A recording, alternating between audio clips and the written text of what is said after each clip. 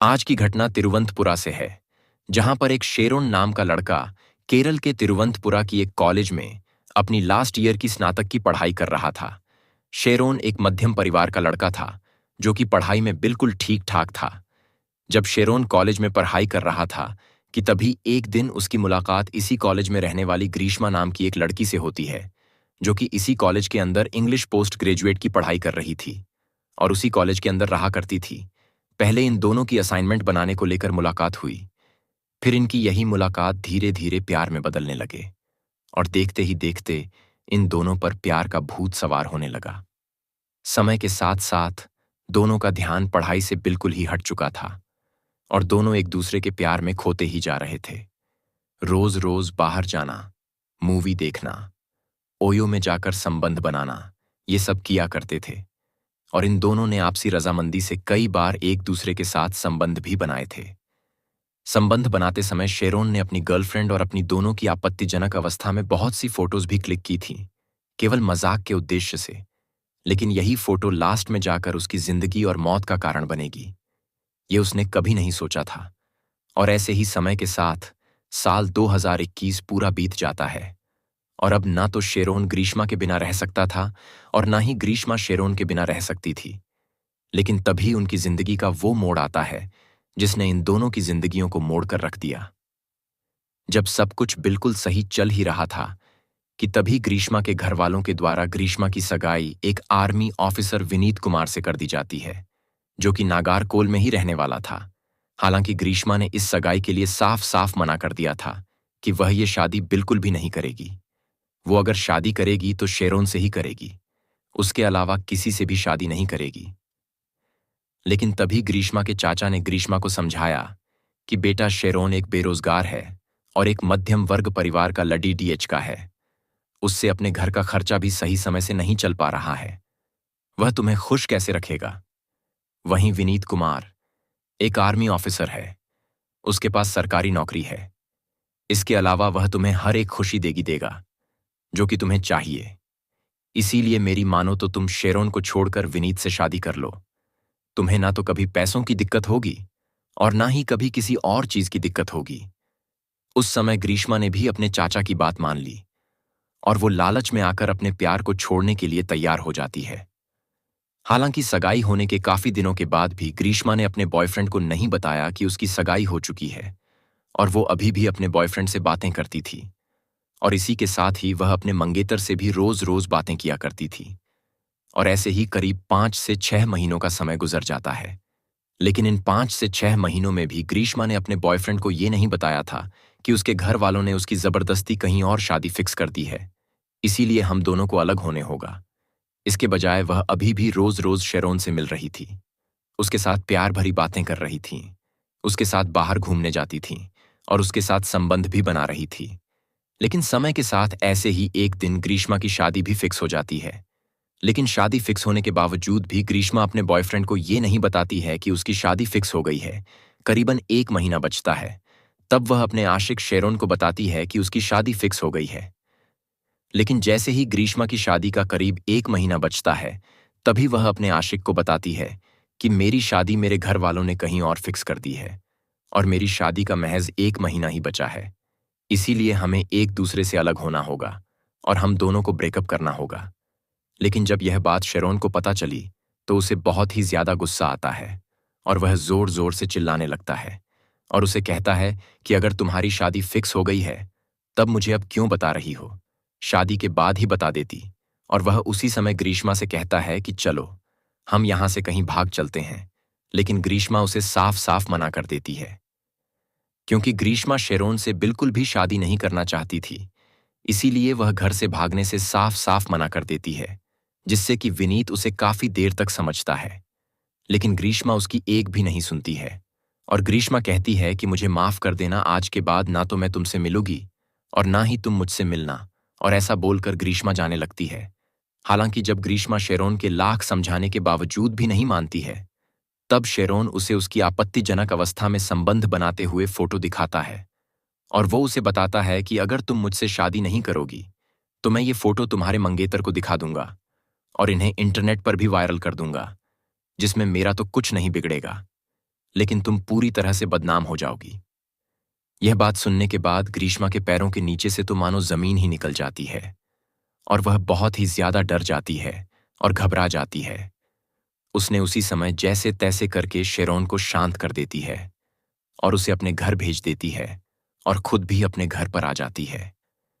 इसके बाद दोनों अपने घर पर पहुंचे जाते हैं, लेकिन ग्रीष्मा अभी भी अपने बॉयफ्रेंड की उन आपत्तिजनक तस्वीरों के बारे में ही सोचती रहती है कि अगर ये फोटो उसने मेरे मंगेतर को भेज दी तो मेरी बहुत बदनामी होगी और इसी के साथ मेरे परिवार की भी बहुत बदनामी होगी। उसने काफी देर विचार किया और अपने चाचा से विचार विमर्श करने के बाद उसने अपने चाचा के ही इशारे पर अपने बॉयफ्रेंड को हमेशा हमेशा के लिए खत्म करने का प्लान बनाया।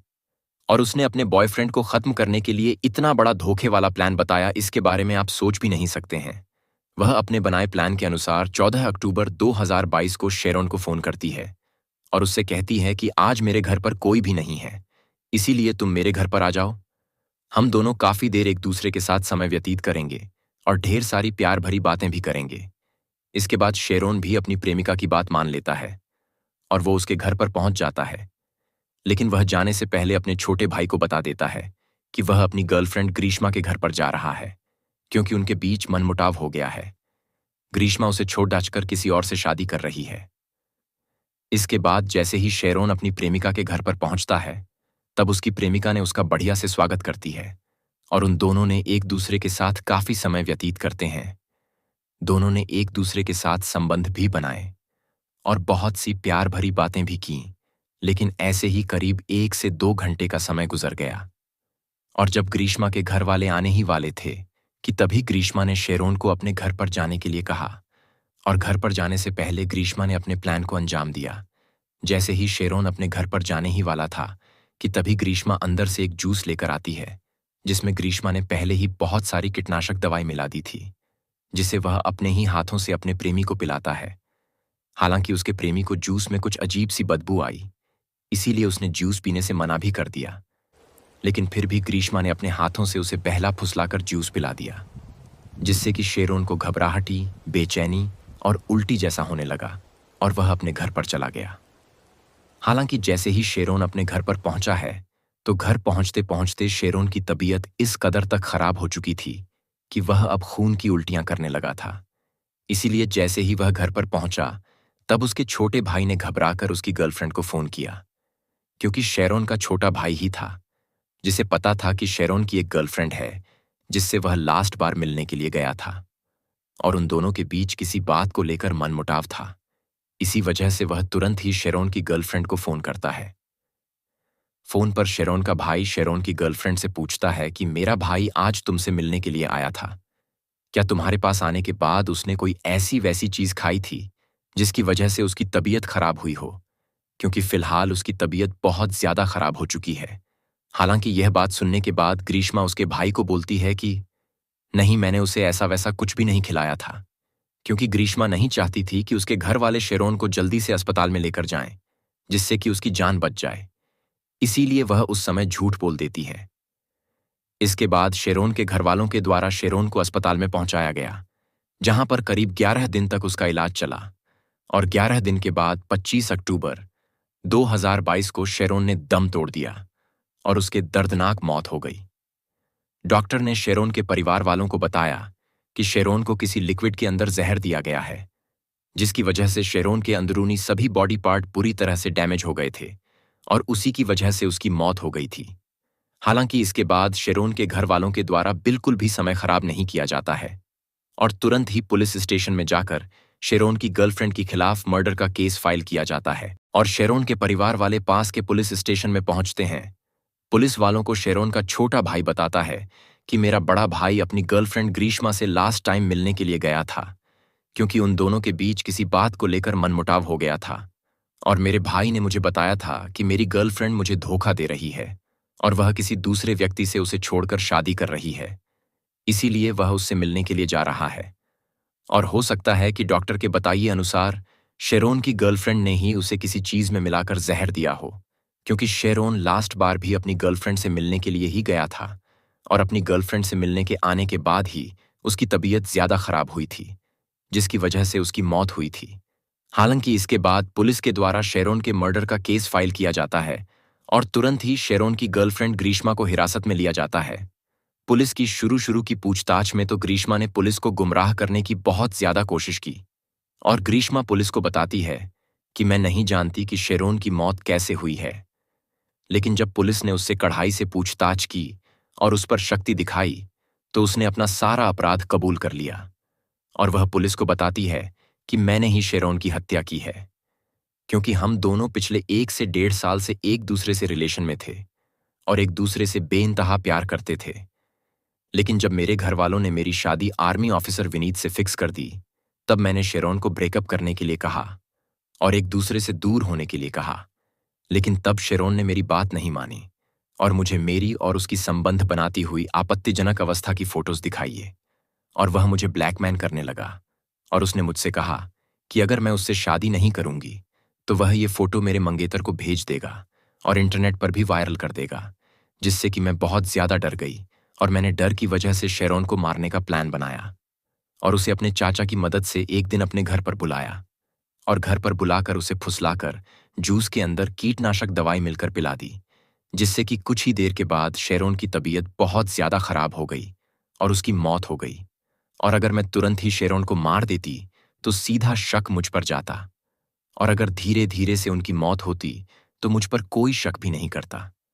लेकिन मैं इस बात से बिल्कुल ही अनजान थी कि हम दोनों की रिलेशन के बारे में शेरोन के भाई को भी पता है, जिसने आपके पास आकर मेरे बारे में रिपोर्ट लिखवा दी और मेरी सच्चाई आपके सामने आ गई। इसके बाद पुलिस के द्वारा ग्रीष्मा के चाचा को भी गिरफ्तार किया गया। पुलिस के द्वारा ग्रीष्मा और ग्रीष्मा के चाचा को कोर्ट में पेश किया गया, जहां पर कोर्ट के द्वारा ग्रीष्मा को अपने प्रेमी को उसकी धोखे से हत्या करने के अपराध में ग्रीष्मा को फांसी की सजा सुनाई और इसी के साथ ही ग्रीष्मा के चाचा को भी ग्रीष्मा को हत्या के लिए उकसाने के लिए 2 साल की जेल की सजा सुनाई गई। और आज ये दोनों ही चाचा भतीजी जेल के सलाखों के पीछे बैठकर अपने गुनाहों की सजा काट रहे हैं। दोस्तों, आपका इस पूरी घटना के बारे में क्या कहना है, हमें कमेंट सेक्शन में जरूर बताना। और अगर आपको यह स्टोरी अच्छी लगी हो तो हमारे चैनल को जरूर से सब्सक्राइब कर दें।